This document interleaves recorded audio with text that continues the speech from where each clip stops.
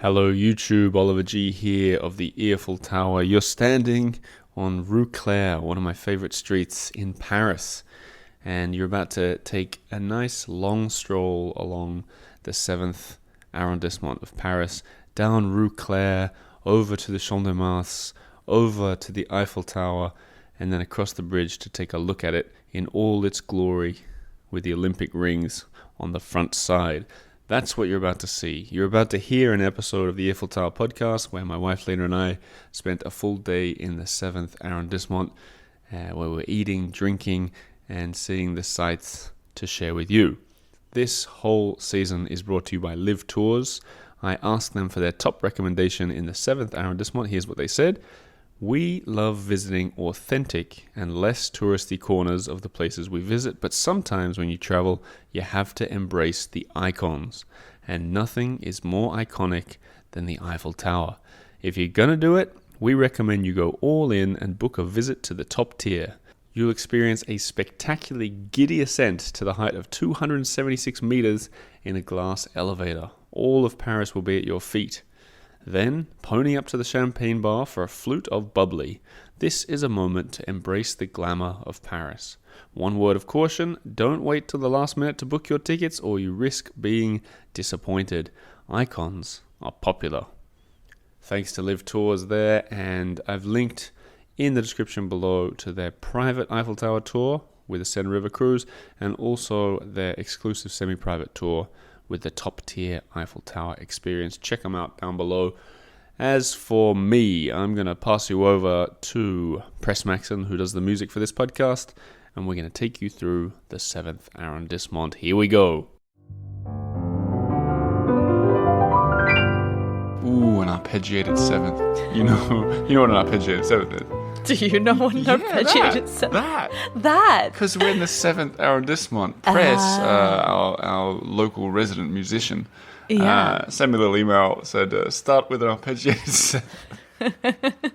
And you're like, yeah. I was like, you want me to do it or do you want to do it? And he's like, I'll do it. So that's what you just heard, and the people at home too. But the reason we started with that is because we're in the 7th arrondissement. More music surprises to come, by the way. This episode that you're hearing is part of the Paris Countdown. My name's Oliver. I'm Lina. We're going around the whole of Paris, 20th arrondissement, all the way to the 1st. And this week, it is the 7th arrondissement. Beautiful, touristy, famous Eiffel Tower, Musée Rodin, Musée d'Orsay, Invalides. Yeah, it is chock-a-block. Seine River. I mean, so many highlights. Yeah. Hard to choose, huh? Yeah, and what we're going to do today is we're going to talk about the vibe of the neighborhood. We're going to talk about how we spent 24 hours here. And have I said that we live here yet? No? Right, because we live in this district and it's very hard to pick the best sort of things to do. We treated ourselves, we were like tourists, and we're going to share with you now how you should spend a day. Or at least how we recommend. How we like to spend a day. Our dream day. Yeah, our dream day. So that's what you're about to hear. It's going to end with a bar, restaurant bar with an incredible view over the sparkling Eiffel Tower that we had never even heard about before. I am shocked that it exists and us not knowing it. Hang around for the end of that. And also, you guys are going to hear an interview with someone who I've been trying to interview for years. Yes, so exciting. Can you tell us a bit more, maybe? No, it can't be stuffed. Is that a clue? All right, here comes some intro music.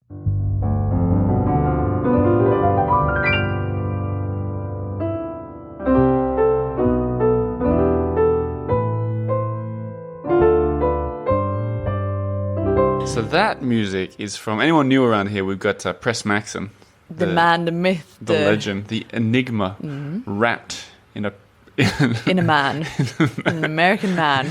He does all the music, and this week, he does it to fit in with the episode. And what we just heard, I'll read from his email. Yeah. He said, regarding the song for the 7th arrondissement, I added an opening piano chord that is, you guessed it, an arpeggiated 7th. But of course. We did guess it. Then the piano intro is actually the song The Girl Who Stole the Eiffel Tower, short tune by Frank Sinatra, as heard in the movie Paris when it sizzles. Audrey Hepburn. Yeah, Lina's for you excited. fellow Hepburn fans out there. You Hepburnites out there.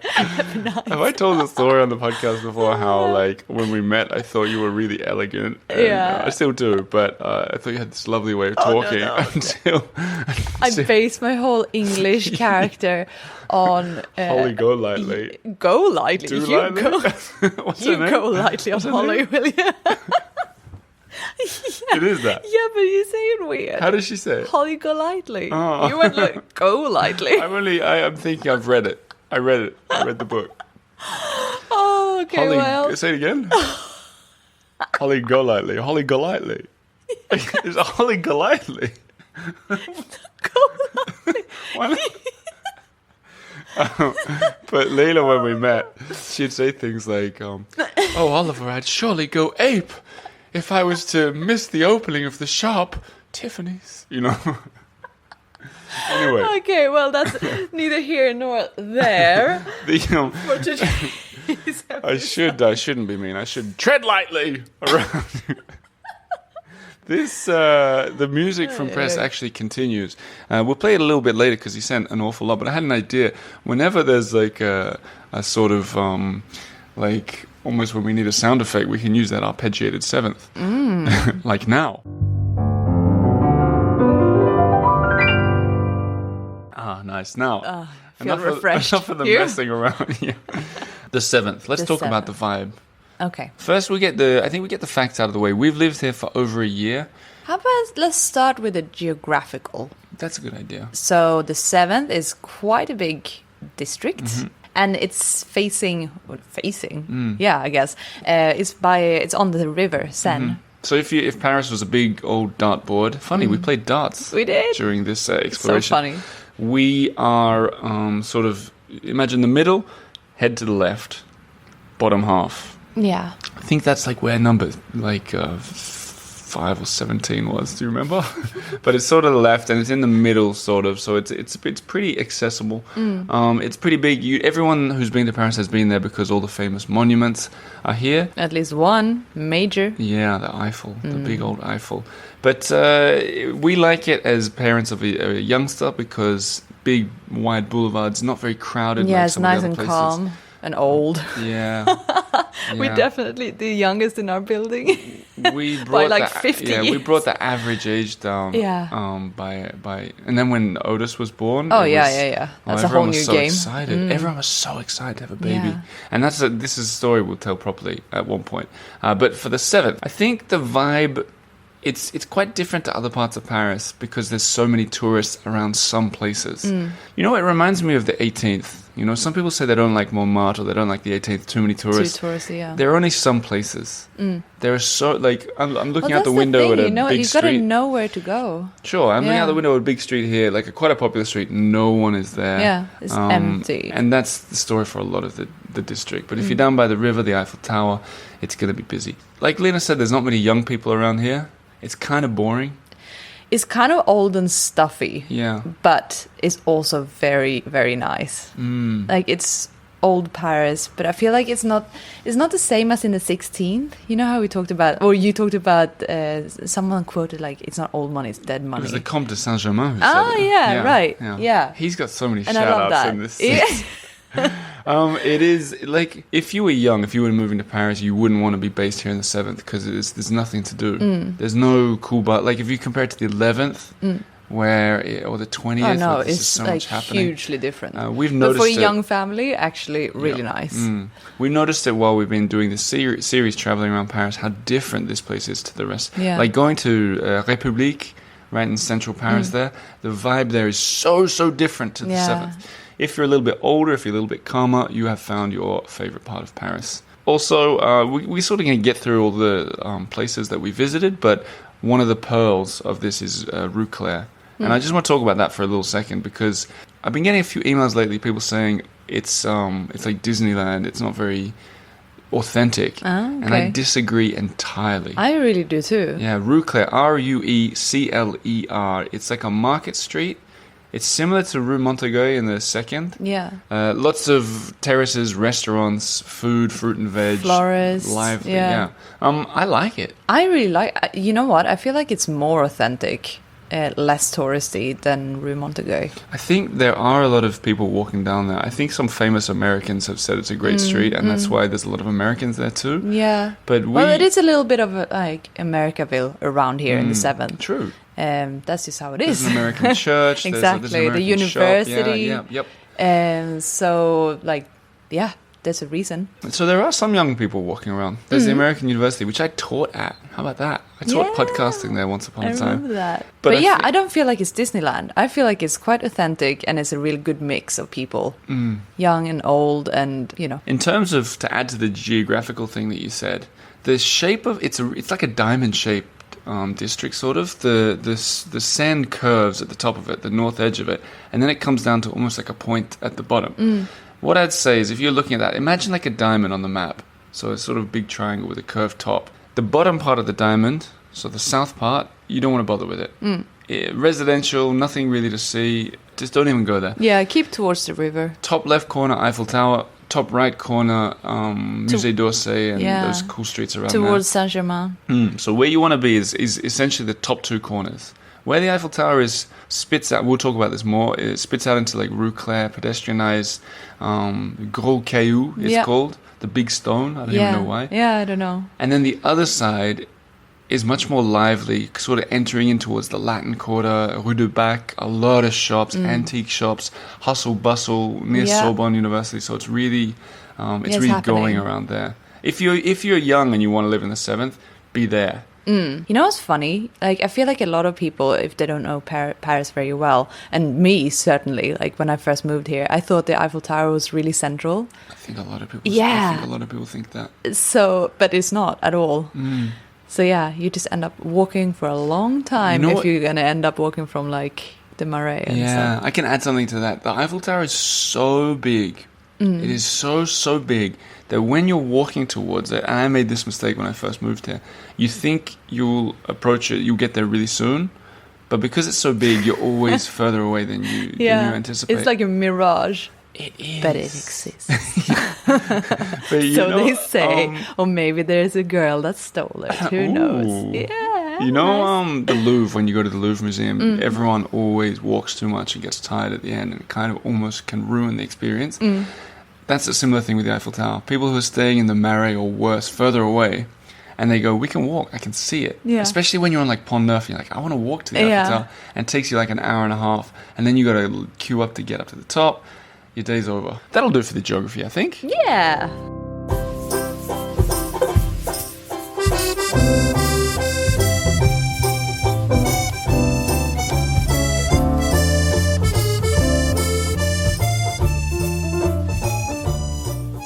So that song, back to Press Maxim.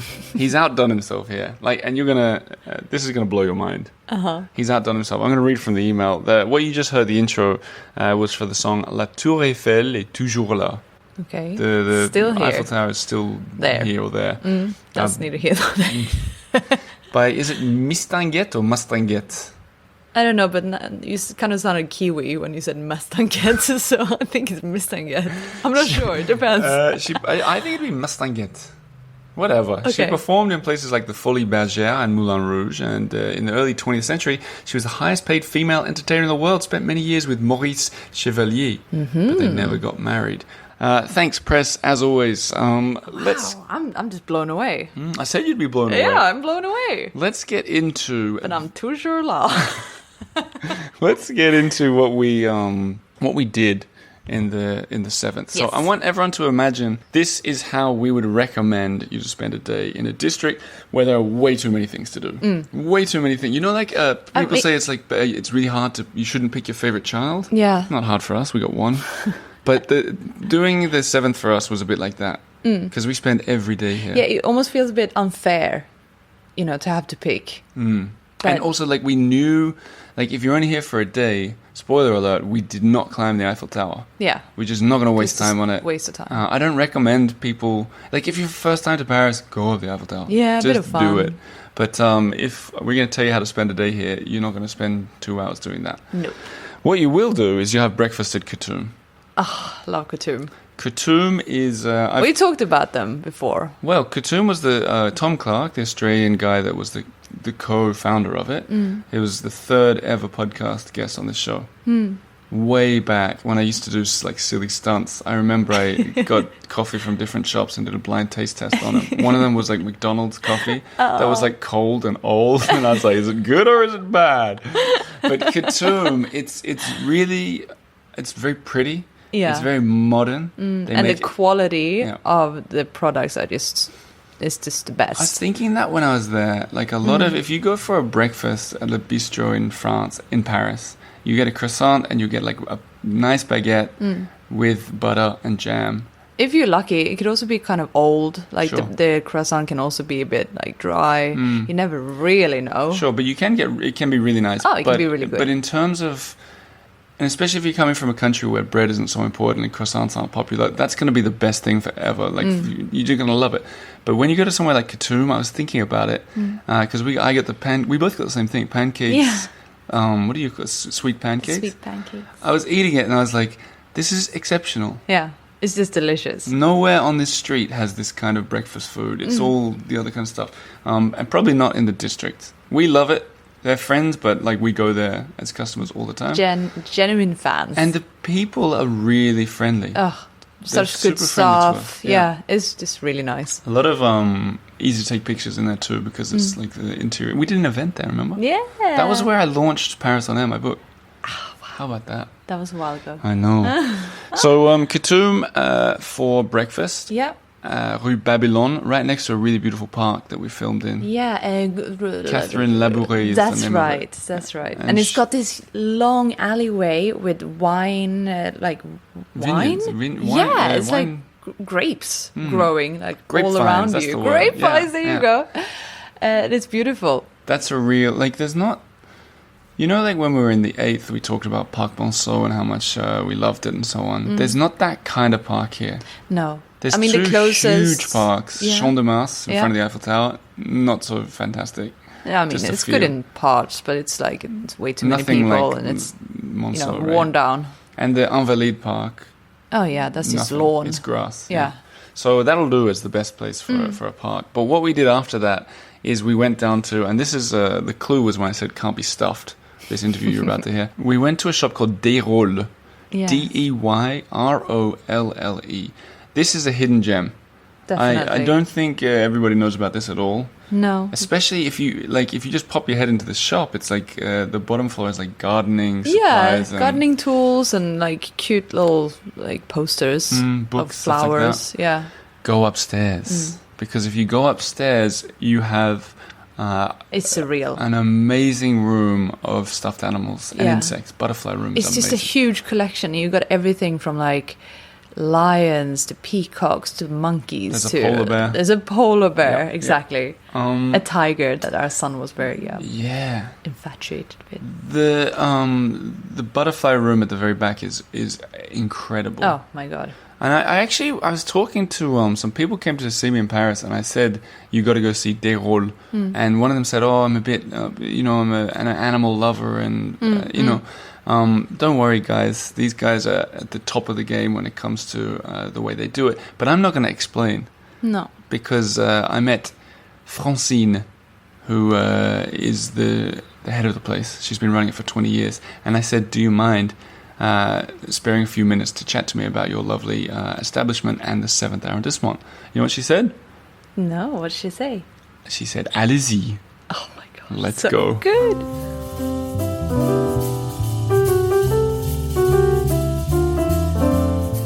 Francine, Yes. how are you? Fine, and you, Oliver? I'm very well, and you're standing about 1 meter away from a brown bear. Yes. And I'm underneath a rhinoceros, so this is an unusual interview. But before we talk about animals and Deyrolle, Yeah. I want to just ask you about the 7th arrondissement. Oh yes, this district. Yeah. This district is incredible. It's for me, it's like the heart of Paris because there is a lot of very interesting buildings, a beautiful one like from the Osman time, something like 1.5 century. And there are a lot of secret places here, like Derol, but of course museums, and a lot of shops with French savoir-faire. So I love this district. I'm very happy to work here and to be here with Derol. You know, here we are in the place, in the building. It's an antique hôtel particulier. Right. Typical hotel, French hotel particulier in Paris, which was built like something 2.5 years ago by a man who worked for the king, Louis XIV. So it's a very famous place, and this district have very beautiful places and also very secret places. So, and one of the most secret places, or very secret places, is your shop. And we'll talk about that in a second. Yeah. But is there any negatives to the 7th? Is it too expensive? Too many tourists? Like... No, not too many tourists, because we love tourists. I love when I'm here in the shop. I love hearing from all languages, and people come from all over the world here, and I'm very happy of this. You know, with the COVID, there was nobody. Everything was closed, so we are so happy to find you again, to see you again. Everyone's happy that you're open as well. When we were talking before, you mentioned Woody Allen. Yeah. They filmed a bit of Midnight in Paris. Yeah, Midnight in Paris. Did here. that make you were here? Yeah, I was here. It's incredible to see how he was directing people. And Owen Wilson, nice guy? Yeah. Nice. I don't know if he's nice, but he's very professional. Okay. He has in his head exactly what, in his mind, exactly what he knows what he wants to have. Yeah. Speaking of knowing what he wants to have, I want to talk about Derol with you. It's been around for 200-ish years. Yes. You've been running it for 20 years. Yeah. What's the thing that people like the most when they come in here? Is there something that everyone loves? Yes, I think what they love is to see things they don't see anywhere else, because there are animals and butterflies from all over the world. They have things also they can learn from here, and they know that Derol is very involved in the 21st century. We was an official partner of the COP21 with the education, and we have a lot of actions now to preserve biodiversity. So I think that's what people feel here and what they share with us. And there might be some people who say, oh, animals that have been stuffed, it's cruelty to animals. Your response? Yeah, my response is that we follow the international laws and the Convention of Washington, who is very strict, and that's very good, which is very strict, and from where the animals come. For example, there is a tiger here. We can share who are their parents, his parents, and his grandparents. And he was in captivity and not in the forest, and so on and so on. Have you ever had a liger? Like a cross between a tiger and a lion? They're very rare. No, not yet. We'll work on that. I've never heard of it. What I really like is that you have animals, people can rent them. Yeah, right? Rent or buy. Rent or buy. Yeah. Because I've thought, I don't have room for a polar bear, but at my house. But it would be really cool to have it for an event or something. I think that's what people do. They get them for when they rent them. Is that the idea? Not an event. It's very rare. Well, what do they rent them for? We work a lot with museums. We sell the animals to museums, natural history museums. Right. So, and you know, taxidermy. This is what we do. In a few years, it will be the only way to see and to be close to some animals, because a lot of them are going to disappear.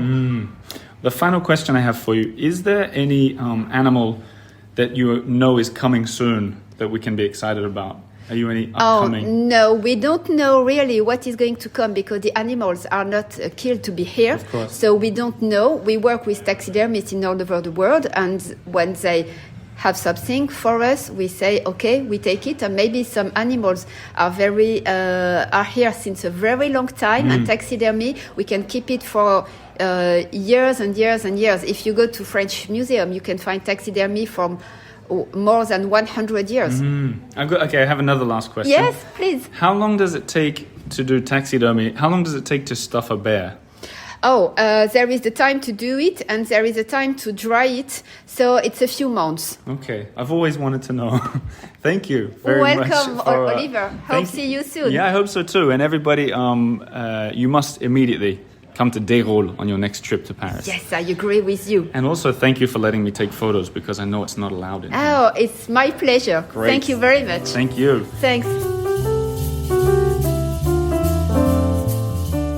So, Owen Wilson, Yeah. professional. Professional, huh? How about Marion Cotillard? We asked her about it. I asked her about it afterwards. Yeah. She said she was like elegant and lovely. Yeah. I'm not surprised. I'm not surprised, Not surprised at at all. all. It's like picture of elegance. Speaking of picture, you're not allowed to take photos upstairs.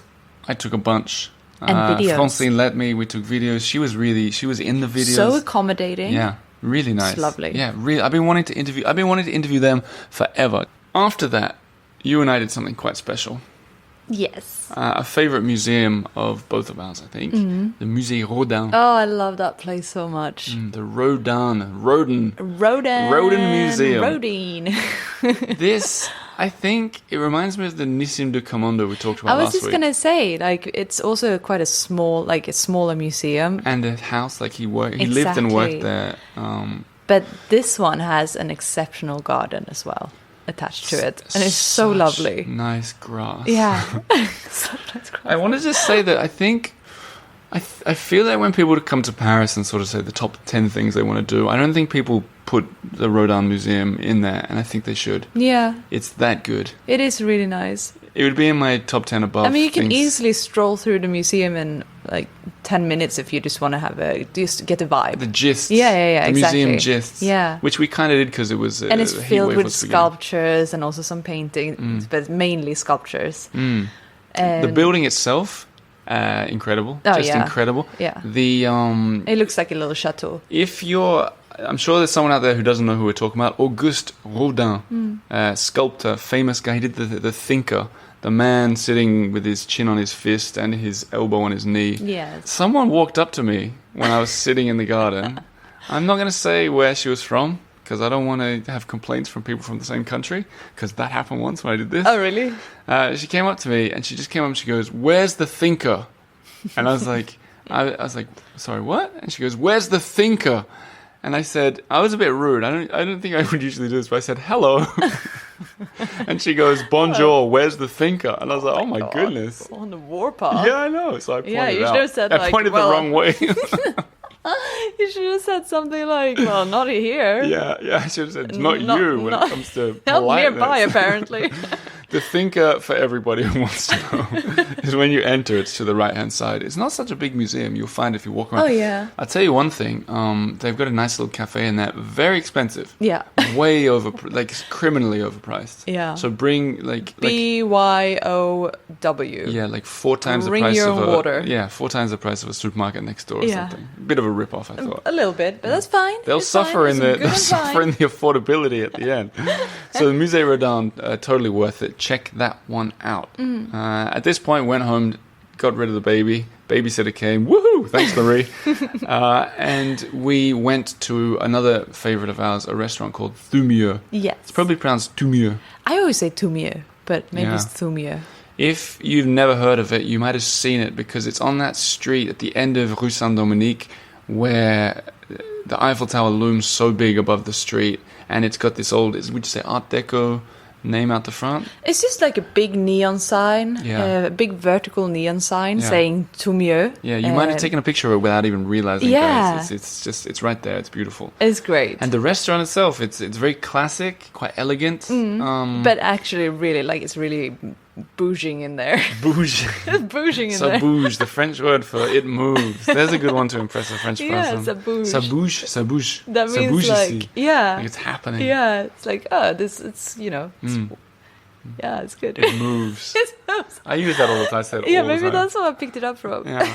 I think Lina and I have this funny thing that I don't know why I'm talking about us when you're sitting right in front of me. Something funny that you and I do without realizing is we use words from Swedish, French, and English. Yeah, just but incorporate. Englishify them often. Yeah, So and you then go, make really like a... booging around here today without really thinking no about one really knows what we're talking about, Yeah. but... If people would if we had friends,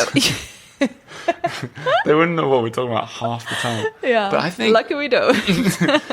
I'd risk going too far off topic. There are some words in Swedish and French that are just better than the English equivalents, like bouge. This is a very good word. Yeah, it's perfect. Yeah.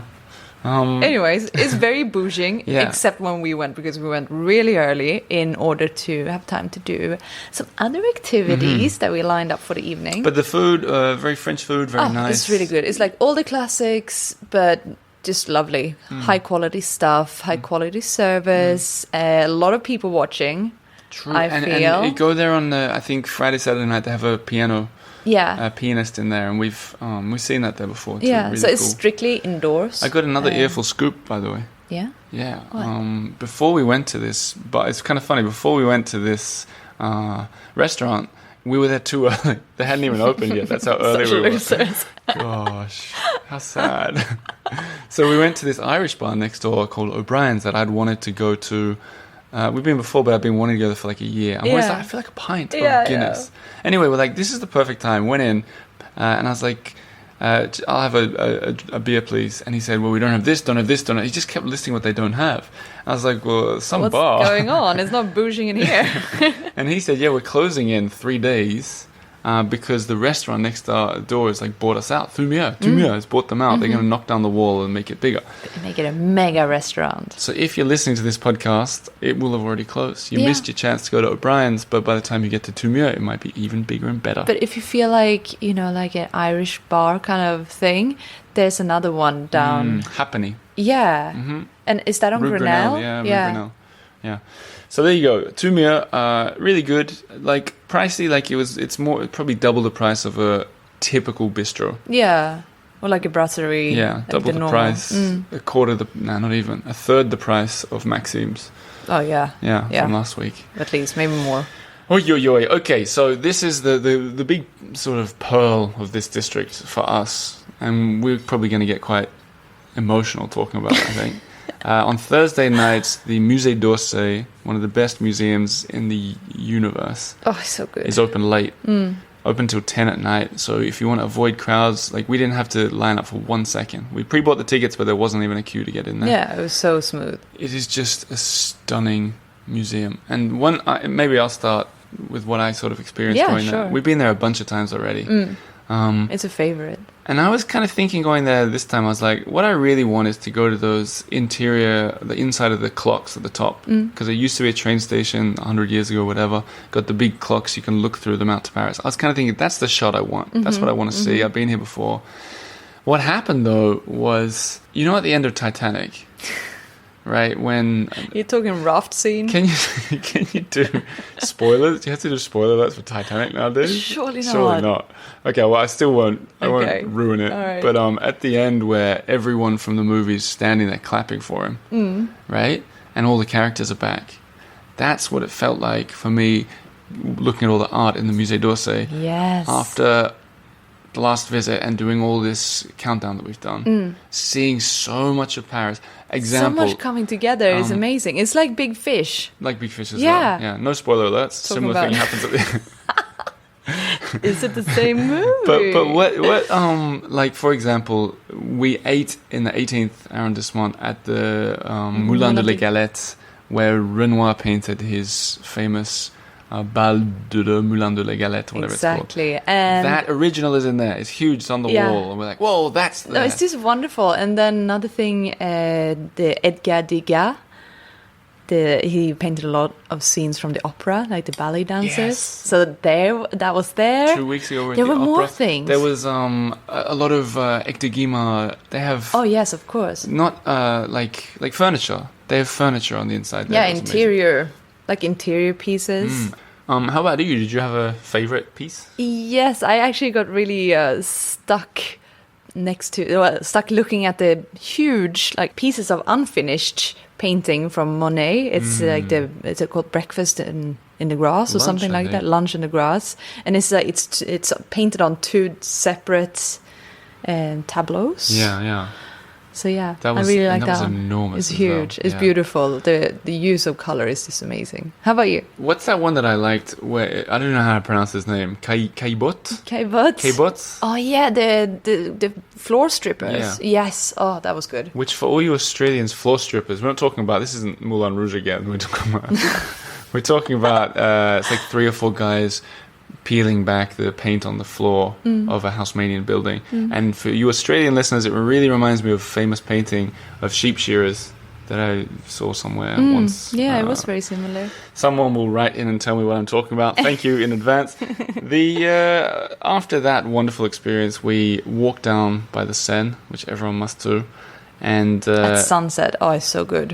Everything's so soft, like the light is so soft, the colors are soft, it's great. Then we walked to this, we went by night to look at some of the lit up places. So the Invalides looks magnificent at night. The Gold Dome where Napoleon is buried, that's also worth seeing. We didn't do it this time, but just the exterior is great. And then for the Eiffel Tower sparkle, we hinted at the start of the episode, go and check out this restaurant called Les Ombres, the Shadows. It's on top of the Musée Branly, which is like indigenous art. And I didn't even know there was a restaurant at the top there. I had no idea. And it's got a huge balcony. You can see the Eiffel Tower like very close. Yeah. And totally worth it. One of the best views in town, like for sure. So there you go. Let's get on to the scores. Yeah. Scores. For those new around here, we've got 5 categories. We both score it out of 10 for a total score of 100. At the moment, the 10th and the 18th arrondissements are leading on 72 out of 100. Last week, the 8th got 70, so the top 3 is changing all the time. Yeah. Are you ready? Very. For strollability, how easy is it for a stroll? I put 9. Me too. Ooh, okay, perfect. The only reason it lost was because it's kind of big. Yeah, exactly. You can't like there are really go long wrong. distances, Yeah. but I mean, it's great. But they get very good. Okay, affordability. 1, I put 3. 3. Well, I was feel like it's thinking- really expensive. but I was also like, I'm planning a 0 in the future, not for the 7th, for Well- future. I was thinking you can go see the Musée d'Orsay for 12 euros. Yeah, That's cheap for what you're seeing. sure. I mean, like, But are you it's not- basing this whole thing on the Musée d'Orsay online tickets? Eiffel think Tower you is are. free to look at. I think you are, I guys. give it I a think 3. I'm more That's right. a low score. Okay, well, shareability. 10. 10, of Yeah, course. obviously. Touristability. 10. 10, of course. Yeah. Accessibility. 9. I put 7. Okay. My logic was, you're not that central, so it's not accessible to the rest of Paris. But you think you are. Okay, trust me on that one. Ladies are going crazy. Those scores were high, though. Oh, yeah, 4 very. 10s. What did yours add up to? 39. Me too. Wow. That's 78. the great. 78. That's top place. I'm kind of surprised it's not higher than 78. I think it lost points for being expensive and a bit too Yeah. big. 78. That's the top score so far. I mean, it's huge. This is the best arrondissement. If we were to stop the season now, This is it. We're not at all biased. Maybe a bit. I will say this. The next 6 districts are getting smaller. I think cheaper in some places. Yeah, and I a think lot so more, too. a lot of touristiness going on. The scores could keep rising.